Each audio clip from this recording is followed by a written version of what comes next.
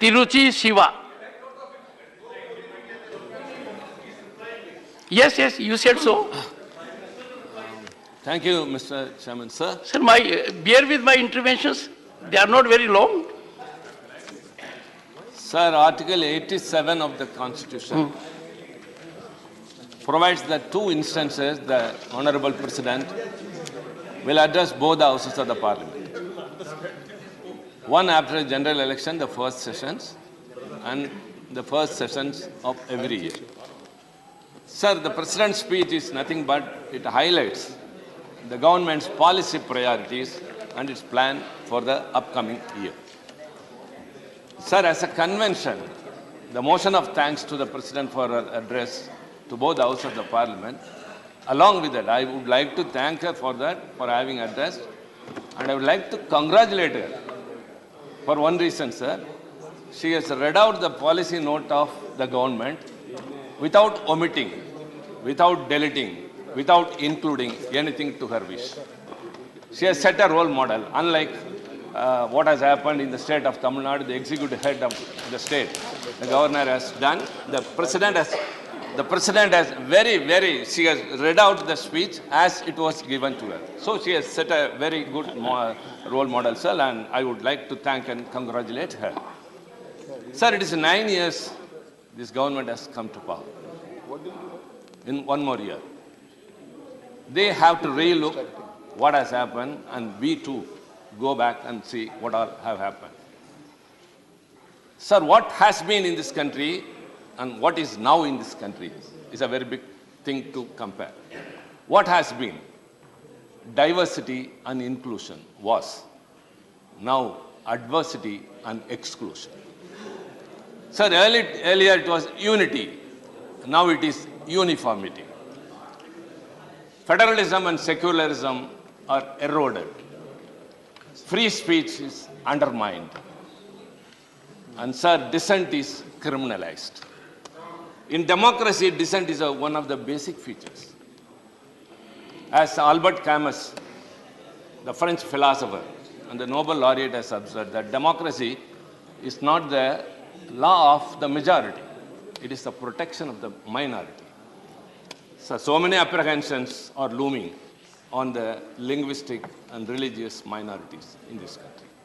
Sir, they are not just accusations we are leveling against. What we have experienced all these years. Sir, this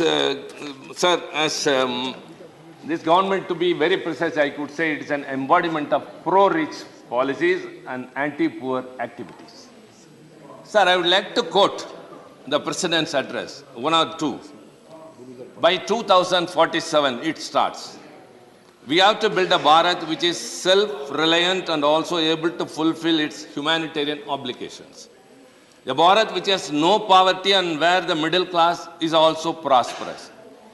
A Bharat whose youth and women power will be at the forefront to give direction to the society and the nation, and whose youth are well ahead of time. Sir, what we understand? So we have not realized all these things in the past years. We are celebrating what you call that Amrit Kaal or something, 75th year after independence. We have not realized. And this target is set for the next 25 years. We boast that we are the fifth economic power in the country, in the world. But the situation is that poverty has yet to be eradicated. And the middle class is to be prosperous. Excuse me. Sir, humanitarian obligations is yet to be realized. Let me say what all we have experienced in this country, in this government, sir. Number one, petrol and diesel prices were hiked 78 times during this regime, and 14 times only between this year. And the government has earned a revenue of 8 lakh crore rupees between 2018 and 21 only through petrol and diesel price hikes. And how it was spent, another thing comes. An RTI replied by the RTI, an RTI replied to an RTI very clearly says, 2 lakh crore bad loans were waived off in 2020 and 21.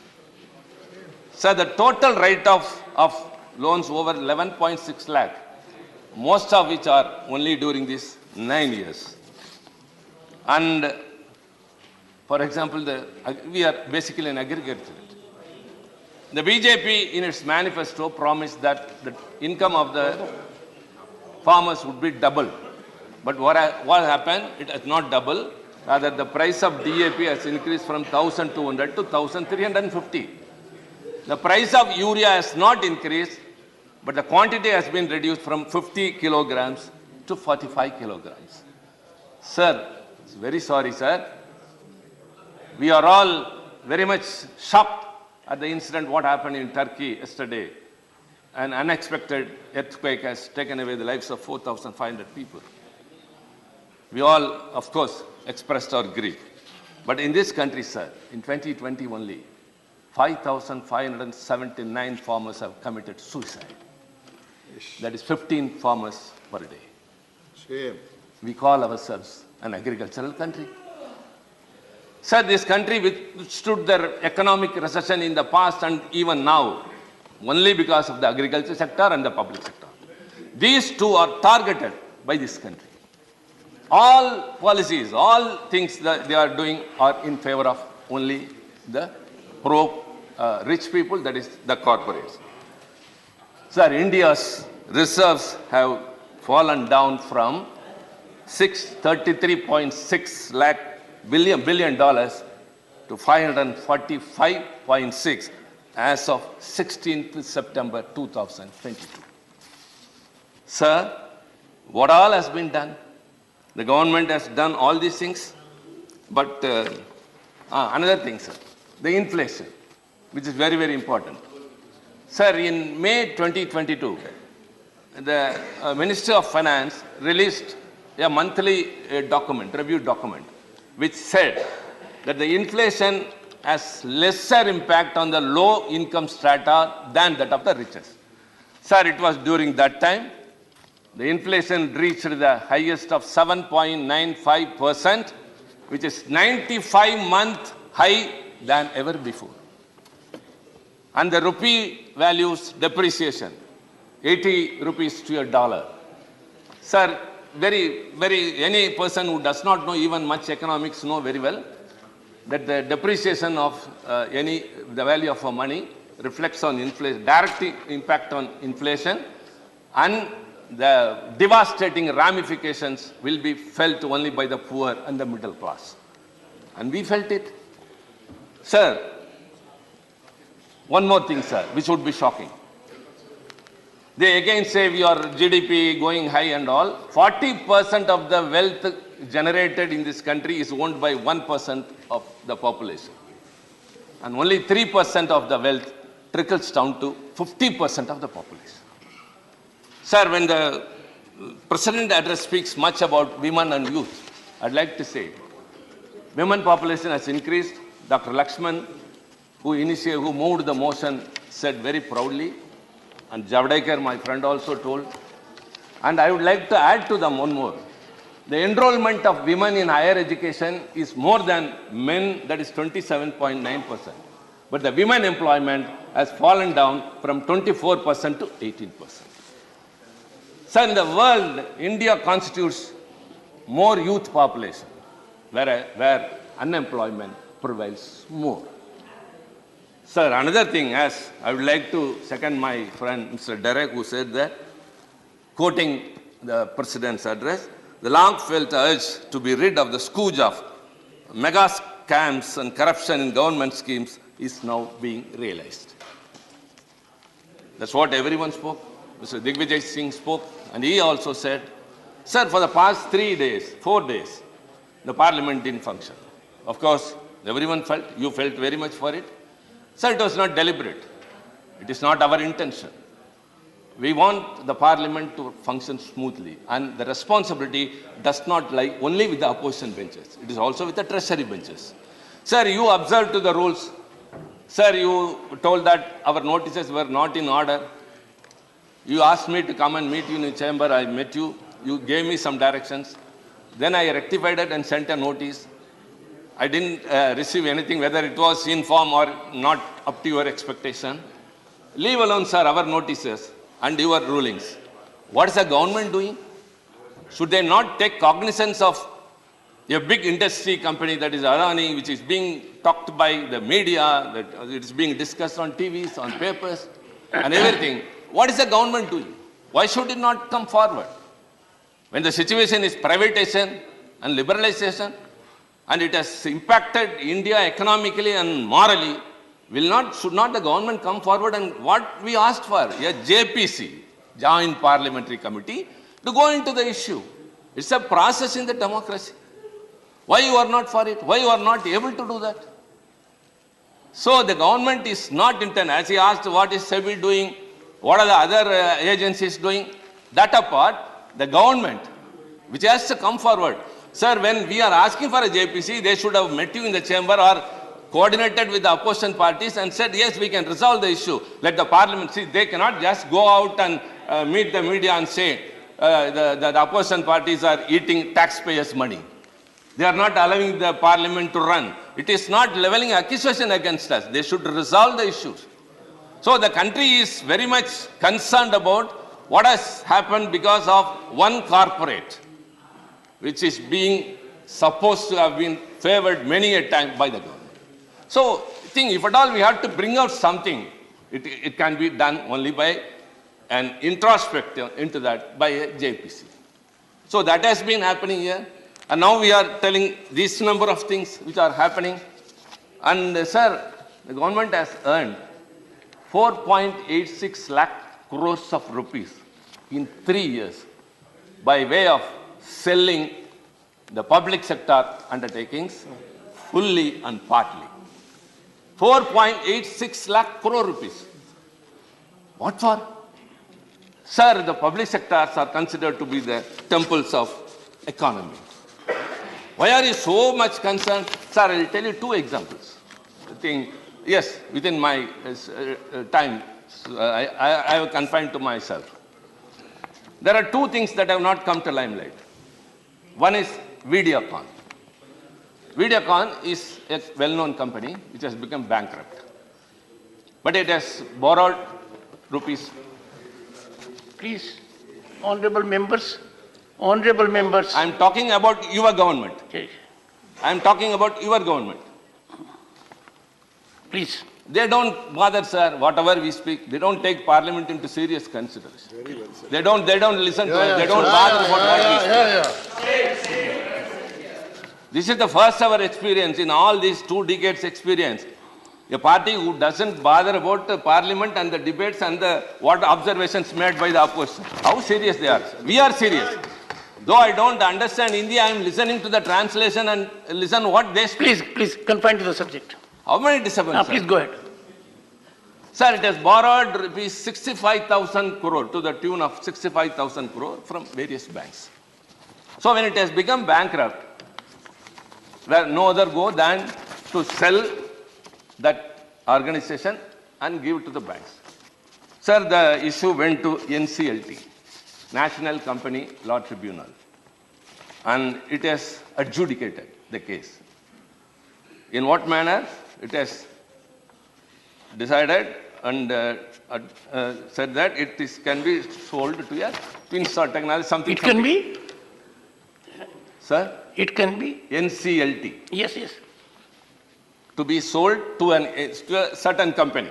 If you want, I can tell the name. This Twin Star Technologies, which is a subsidiary company of some other Vedanta or something. That is not the concern. You know for how much? 3,000 crore. It is 65,000 crore of loans to the banks, but the NCLT has said that it can be sold to 3,000 rupees. Who is the sufferer? The banks. If the banks suffer, either the government should go to the rescue, or the people will, ultimately they will be paying for it. Then the banks appeal for it, NCLTA, Appellate Authority, and it is withheld. This is one thing. It is about a private organization, but the sufferers are the bank. Sir, another is CEL, Central Electronics Limited. Sir, very, very important one, sir. and it earns a profit of 730 crore per year. This organization, CEL, earns a profit of 730 crore per year. And it has orders for more than 1,500 crore. And it has been sold to a private company, sir, for just 250 crore. It has an infrastructure, it has an asset of more than 440 crore. It pays a dividend profit to the government 700 crore. And it has orders also, not that like some other organizations, PSU, that they suffer because of orders. They have orders for 1,500. Why should it be sold? That too at this rate. Just for 250 crores, sir. And the company which bought has nothing to do with the electronics. That is a strange thing. It is only an interior decorator company who doesn't know electronics. Sir, kindly enlighten us. Let the government tell us. You are selling, you are coming to the rescue of a private organization and the banks are the sufferers. And now you are selling a profit-making public sector organization to a, I don't want to say, at a cost, which is not at all acceptable. So they are victimizing. Sir, let me conclude by one small interesting incident. There is a college, sir. There is? A college hostel, where in the canteen, every day, upma is being served, sir. Upma. The students. Cabinet minister. No cabinet minister. Good. Yes, Mr. Siva, conclude. We are used to this, Mr. Jay. We are used to all these things. Please conclude. Sir, no, you have to, sir. You have to protect us. The cabinet minister must be here. Some cabinet minister. Leave alone. Sir, in a college hostel, listen, Derek. Yes, tell us Interesting. about Upma. Every day, upma is being served. Sir, the students get agitated. They raise a hue and cry. They say, we don't want upma. That, and all. So the warden finds no other option. He says, no, okay, I'll get your views. I'll conduct, you vote for what you want. And sir, that is very, very interesting, sir. And yes, everyone must be interested, because I should be perfect in the statistics. The voting was counted, sir. 7% of the students have voted for bread and omelette. 13% have voted for puri. 18% for aloo paratha. 19% for masala dosa. 20% for idli. 23% for upma. Again upma. That is, sir, 2019. Because all the students were not united. Different opinions. Again upma came to the canteen, sir. Sir, 24, sir. Our leader, Mr. Stalin, is spearheading. We have all joined here and discussed. All the students will come together, sir, and upma will be out of the canteen.